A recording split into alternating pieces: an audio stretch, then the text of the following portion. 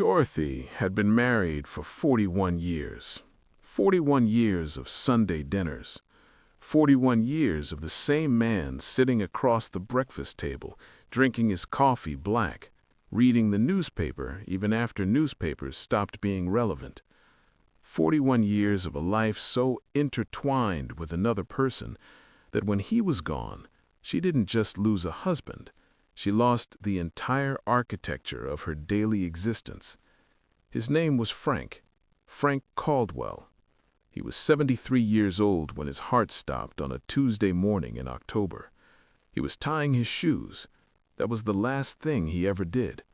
He sat on the edge of the bed, bent forward to tie his right shoe, and then he was gone. Dorothy was in the kitchen. She heard nothing. She called him for breakfast 20 minutes later, and he didn't answer. She was 69 years old, and suddenly she was alone. Now, before we go any further, I want you to understand something about Dorothy. She was not naive. She was not uneducated. She had worked as a school librarian for 22 years. She raised 2 children. She managed a household, organized school events, helped her daughter through a difficult divorce, helped her son through a failed business. She was, by any measure, a capable and intelligent woman. But Frank handled the money, not because Dorothy couldn't, because that's simply how it had always been. Frank paid the bills. Frank managed the accounts. Frank dealt with the financial advisor, a man named Gerald who had been their advisor for 11 years. Frank reviewed the statements. Frank knew the passwords. And when Frank died, Dorothy inherited not just grief, she inherited a financial life she had never fully seen. The savings were there, $280,000, split across a few accounts, a pension from Frank's years working at a manufacturing company, Social Security, the house paid off. On paper, Dorothy was comfortable. On paper, she was fine. But paper and reality are 2 very different things, and over the next 4 years, Dorothy watched something happen that she still doesn't fully understand, not because it was complicated, but because no one ever explained it to her, and because she trusted people she should have questioned, and questioned herself when she should have trusted her instincts. By the time her granddaughter sat down with her at the kitchen table and looked at the actual numbers, $280,000 had become $94,000. $94,000 in 4 years, with no major emergencies, no catastrophic health events, no gambling, no theft, nothing dramatic, nothing that would make sense as a headline, just a series of ordinary, quiet, completely avoidable mistakes. This is the story of those mistakes. Not to judge Dorothy, not to make her seem foolish, because she wasn't.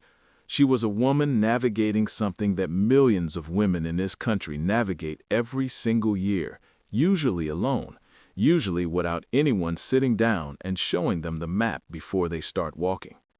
This is that map, and I want you to listen carefully, because if you are 65 or 70 or 75 and you are managing money either alone or alongside a spouse who handles most of it, what happened to Dorothy is not a warning from a distance, it is a mirror.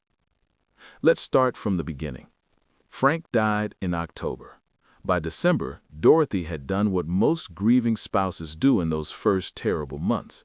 She put the financial decisions on hold. She focused on surviving the days, getting through Thanksgiving without him, getting through Christmas without him, getting through January, which is its own particular kind of cruelty when you are alone and the holidays are over and the world simply expects you to continue. She was not in a position to make good decisions in those months, and she knew it. So she didn't make decisions. She let things sit. That part was actually the right instinct. The problem is that letting things sit became a habit, and habits, once formed in grief, are very hard to break.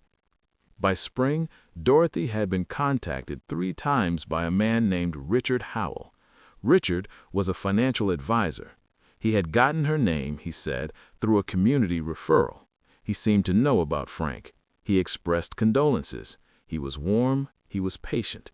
He called on a Tuesday afternoon when Dorothy happened to be having a particularly hard day, because she had found one of Frank's old jackets in the back of the closet, and it still smelled like him.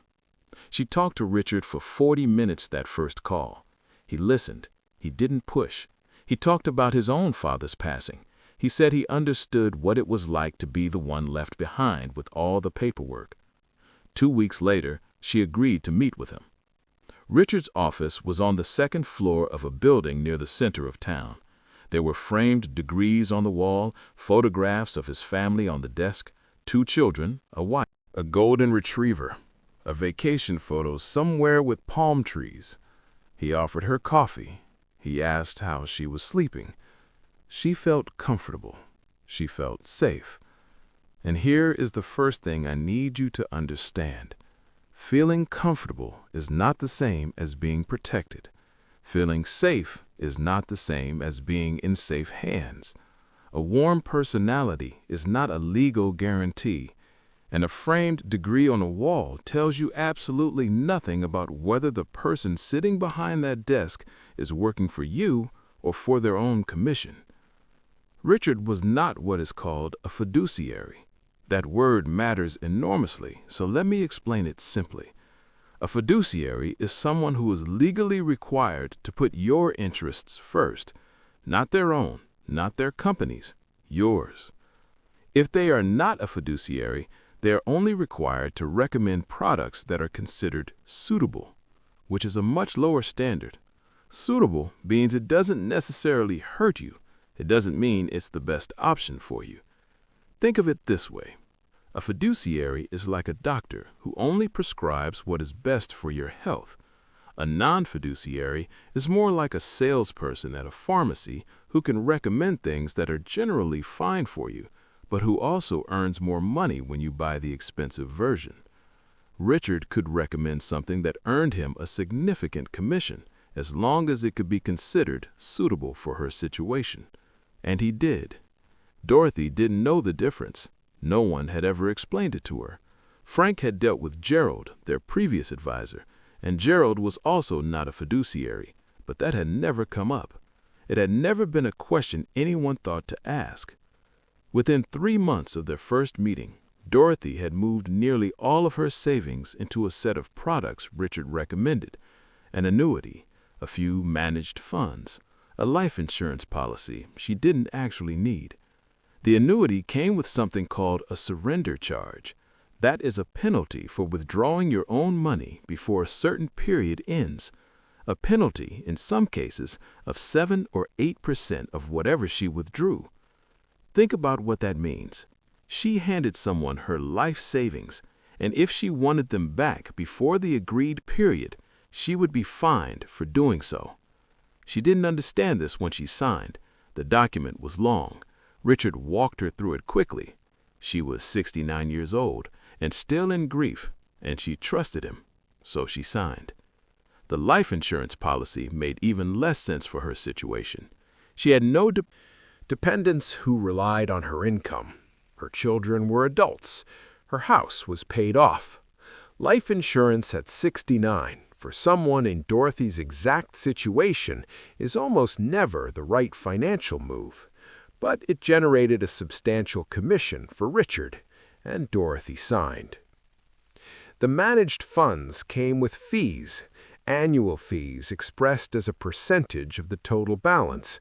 Not a large percentage, at least not one that sounds alarming when you hear it spoken aloud, 1.5%, maybe 2%.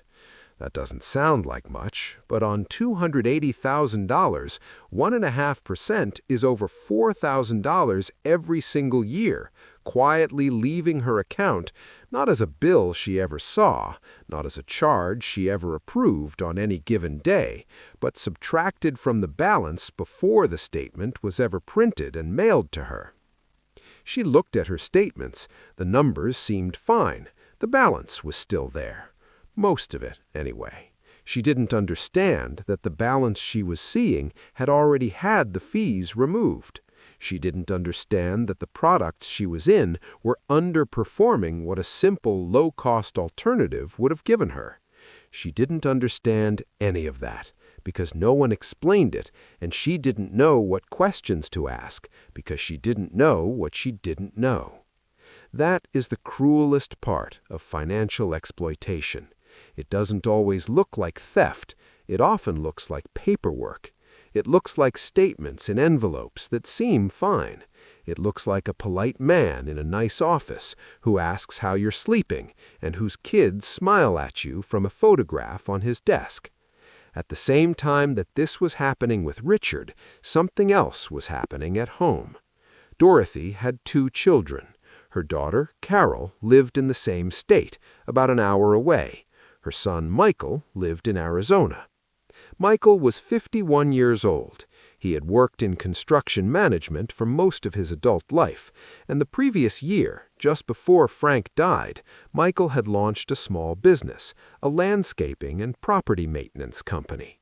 It had started well. He had 6 employees, a couple of commercial contracts, what seemed like genuine momentum.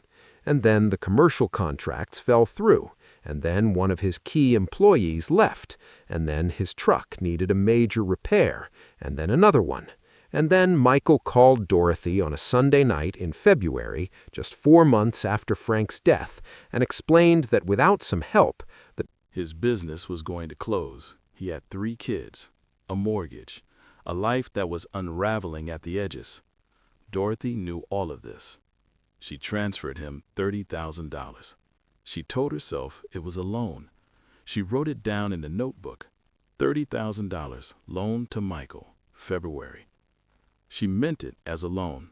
It was not a loan. It was never a loan. Not because Michael was dishonest. He fully intended to pay it back. But the business closed anyway 6 months later. And Michael, working to rebuild, working to pay his own debts and keep his family housed, was never in a position to repay it. And Dorothy, because she loved her son and understood his situation and was not a woman who liked conflict, never once pushed him to do so. $30,000. Gone. Not in anger, not in any dramatic moment, but in the quiet gravity of a mother's love and a son's circumstances. And then there was Carol. Carol was not asking for money, but Carol had a life. Carol had a birthday that Dorothy always honored with a generous gift. Carol had a daughter, Dorothy's granddaughter, who was starting college. Dorothy had promised years ago, when the girl was young, that she would help. Frank had promised too. They had talked about it. It was a commitment they had made as a family, the way families make commitments in living rooms on ordinary evenings without ever writing them down or running the numbers. Dorothy honored that commitment. $22,000 over 2 years. She didn't regret it. She still doesn't. But at the time she made that commitment, she had not fully calculated what she had left. She had not sat down with a clear number and asked the most important question available to her. If I give this money away, how much do I have remaining? And how long does that remaining amount need to last me? She was 69 when Frank died. Women who reach 69 in reasonable health in this country live on average well into their mid to late 80s. That means potentially 15 to 18 more years of expenses, of utility bills, of grocery runs, of car insurance, of prescription medications that have increased in price every single year for the past decade, of property taxes, of a house that ages the same way bodies age, always something needing attention, always something wearing out. She had not done that math. Frank had always done the math. And Richard, who was supposed to help her do the math, was more interested in product placement than in protecting the actual runway of her financial life. And then there were the daily decisions, the quiet erosion. Dorothy did not live extravagantly.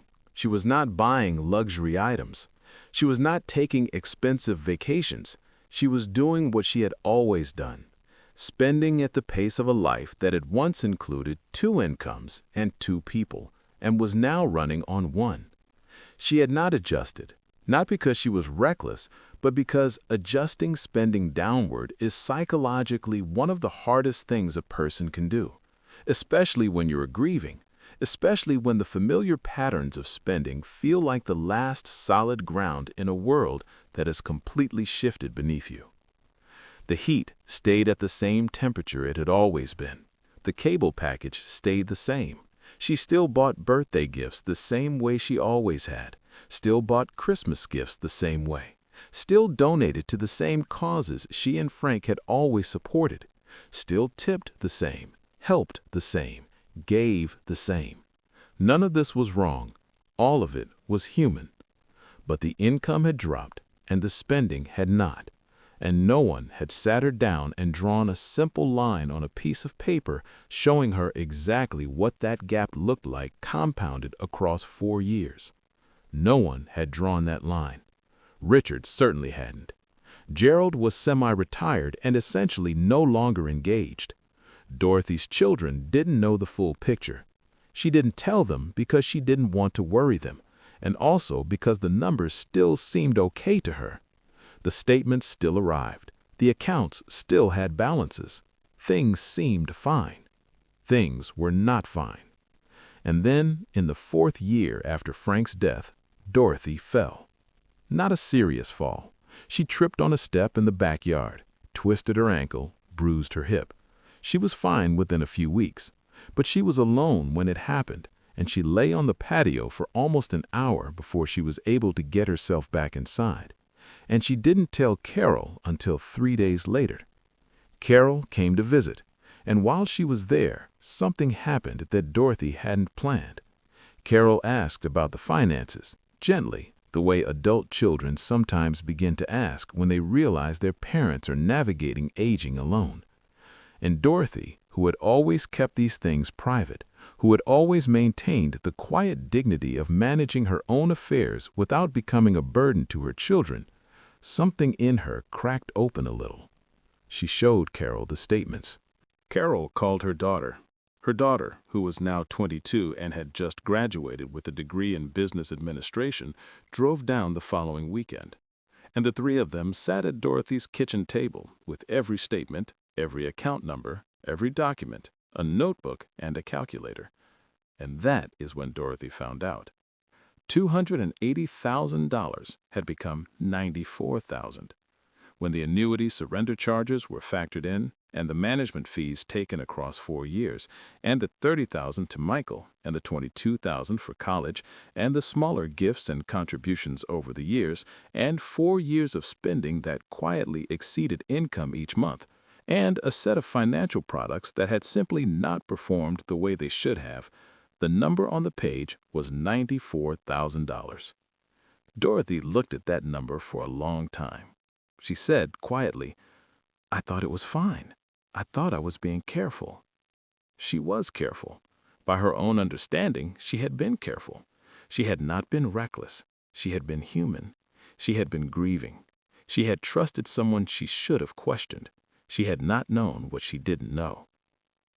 Now, here are the mistakes, clearly, one by one, because Dorothy's story is not unique. The details are hers, but the pattern is one that repeats itself in living rooms and kitchen tables across this country every single year. The first mistake was not understanding the complete picture before making any decisions.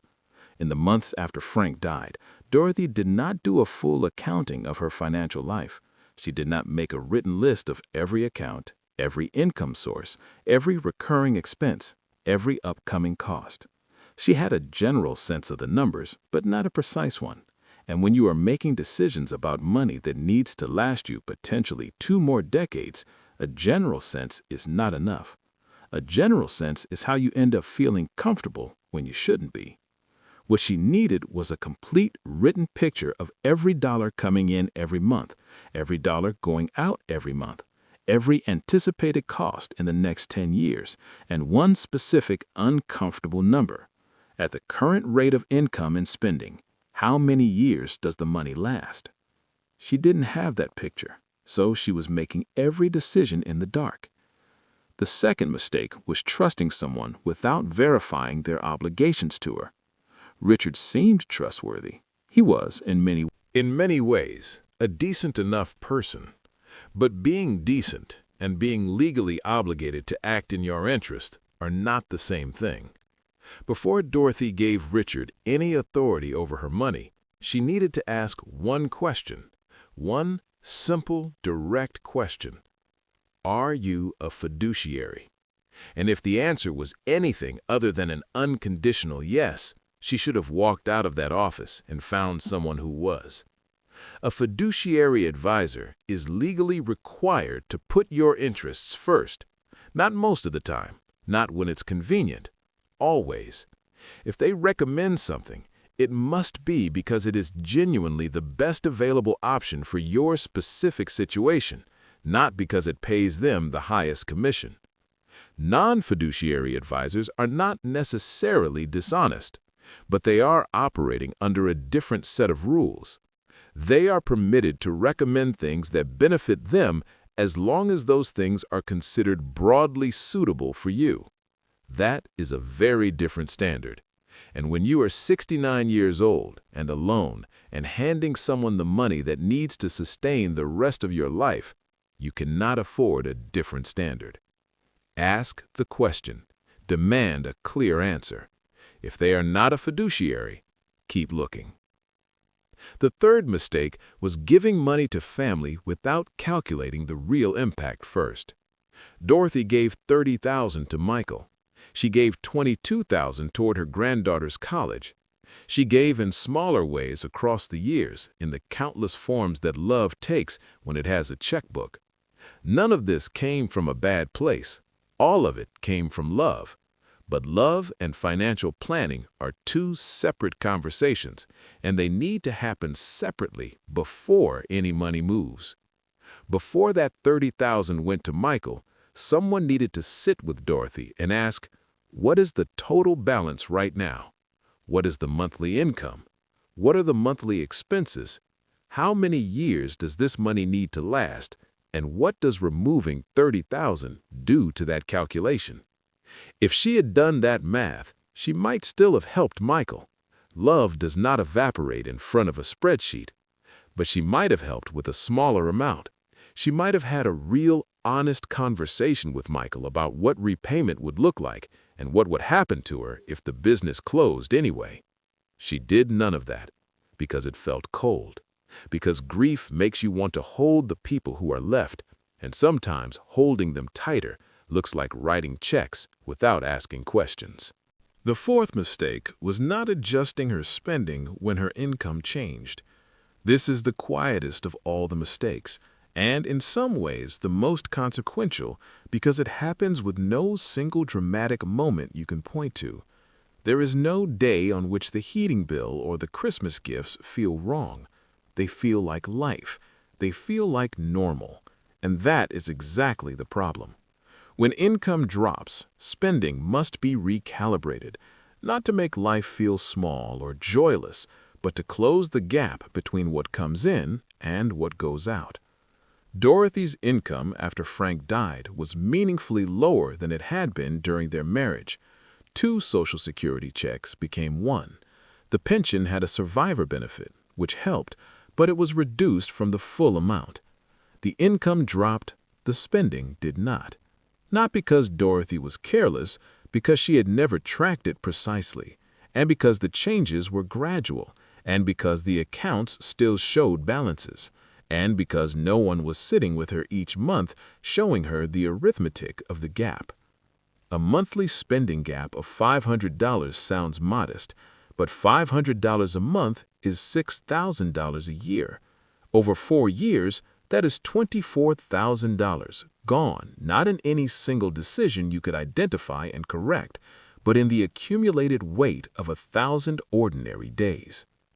The 5th mistake was not having an independent, trustworthy review of her finances at least once a year.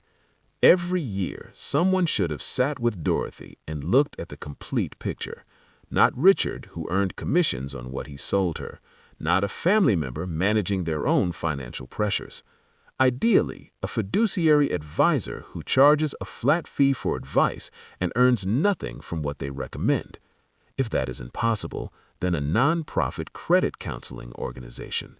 Many offer free or very low-cost consultations specifically for seniors.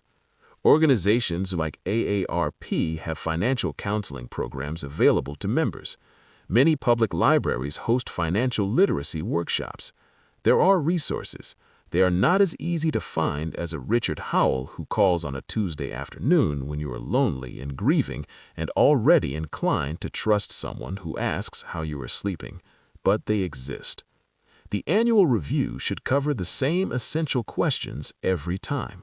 What is the total savings balance and how is it changed from last year? What is the total monthly income? What are the total monthly expenses? Verified against actual bank statements, not estimated from memory. What are the projected costs for the next 12 months, including home maintenance, healthcare, and any anticipated major expenses? And the one number that matters most, at the current rate, how many years do the savings last? That number should be known. It should be revisited every year because it changes, and because the time to make adjustments is when you still have the runway to make them, not after the number has already become alarming. Dorothy never had that annual review. Richard sent statements. She looked at the total balance, saw it was lower, but not dramatically so in any single year, and assumed things were manageable. She was missing the cumulative picture. She was seeing individual frames without ever seeing the whole film. Now I want to go back to Dorothy, because this story does not end at the kitchen table with her granddaughter and the number 94,000. Dorothy is 73 now. She is still in her house. She is still receiving her pension and her Social Security. She is still, by any external measure, okay. But her options have narrowed significantly. She cannot help Michael if something goes wrong again. She will not be able to contribute to her youngest grandchild's education the way she had hoped to. If the furnace needs replacing, or the roof, or if she has a health event that requires extended care or rehabilitation, the financial cushion that should have been available to absorb that simply is not there. She told her granddaughter something at that kitchen table that I want you to hear and sit with for a moment. She said, "I didn't feel like the decisions were wrong when I made them. Every single one seemed reasonable, even the good ones, helping your mother, helping your uncle. I don't regret those. I just wish someone had told me the whole truth earlier, about how much was really there, about how long it needed to last me, about what I was actually signing." And then she paused, and then she said, "I wish Frank had shown me." That sentence, "I wish Frank had shown me."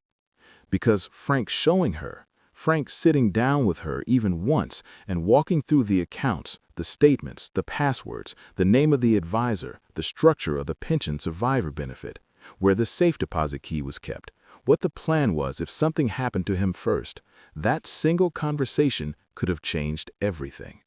That conversation never happened. Now, Frank didn't care. He cared deeply, but because neither of them thought they needed it yet, because Frank was healthy, because they had time, because it was uncomfortable to talk about one of them dying, because they had been doing this together for 41 years and it had always worked out fine. And then it was October, and Frank was tying his shoe, and there was no more time for that conversation.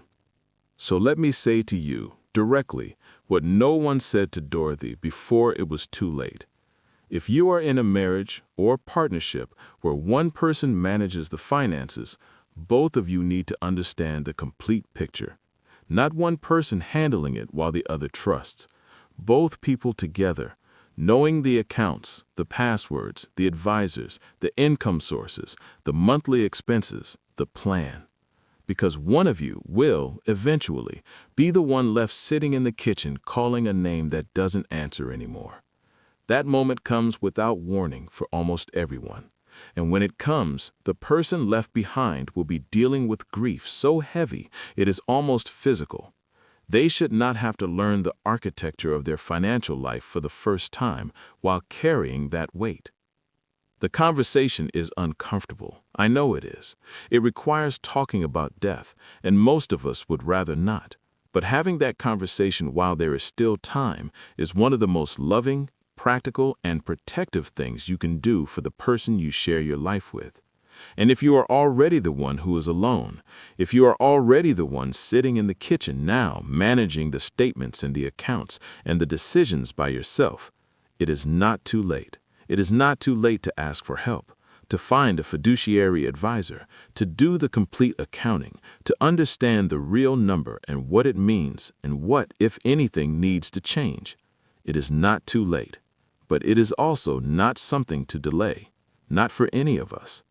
If this story reminded you of someone, a friend who is navigating this alone after losing a spouse, a sister who recently found herself managing finances she has never fully seen, a neighbor you haven't checked on in a while, sharing this might be the most genuinely useful thing you do today. Not because they need to be alarmed, because they need to know they are not alone in this. Because everyone in this situation tends to believe they are the only one, and no one learns well in isolation. Frank used to say, Dorothy told her granddaughter, At that kitchen table, that money was just a tool, nothing more, a way to do the things that matter. He was right about that. But a tool you don't know how to use can still cause harm, even when no harm was ever intended. She looked at the number on the page, 94,000, and then she looked at her granddaughter sitting across from her, and she said, Teach me. I want to understand it now. Show me what I should have known. Her granddaughter took out a fresh piece of paper and started from the beginning.